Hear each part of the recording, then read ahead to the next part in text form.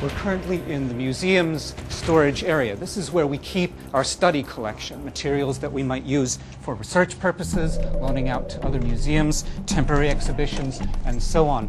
As you can see, the area is kept secured. These materials aren't really normally accessible to the general public.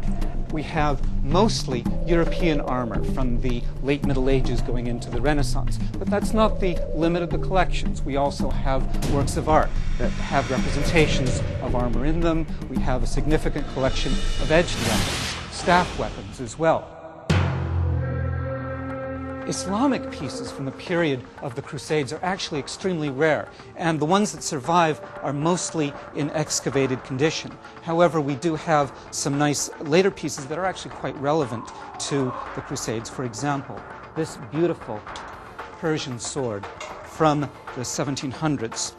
It's noteworthy from the point of view of the Crusades for a couple of reasons. The first is the forked tip of the blade. This is an allusion to a double-bladed sword that was actually captured by Muhammad at the Battle of Badr. The second noteworthy feature of this blade is that nice curved edge that it's got to it. It's a design that makes this sword extremely effective for a cavalryman who wants to rely on speed. It's a slashing weapon, really good for hit-and-run kinds of tactics.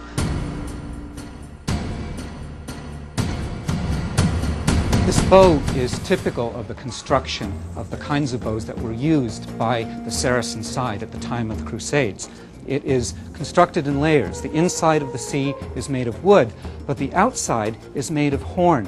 And that's all glued together to make an extremely powerful bow for its size. That's very handy for the Saracens who are actually using archery on horseback. Down here we have a selection of weapons that represent more of the European tradition. And the one I want to show you particularly is this spearhead. It's characteristic of the kinds that were being carried by European warriors at the time of the Crusades. And you can see it's extremely robust, very heavy kind of piece, very strong. It might have been carried by an ordinary foot soldier for a foot soldier style of spear, perhaps a little bit taller than I am, or it might actually have been the spear point of a lance carried by a knight. And that was going to be the most powerful weapon on the battlefield. We're talking perhaps something like 1.5 tons, cantering forward at maybe 20 miles per hour. That's a tremendous amount of power being delivered right here at the tip of this weapon. You really don't want to be on the receiving end of this. But after that initial moment of impact, a 12-foot lance is really a little bit too big a weapon to use for close combat.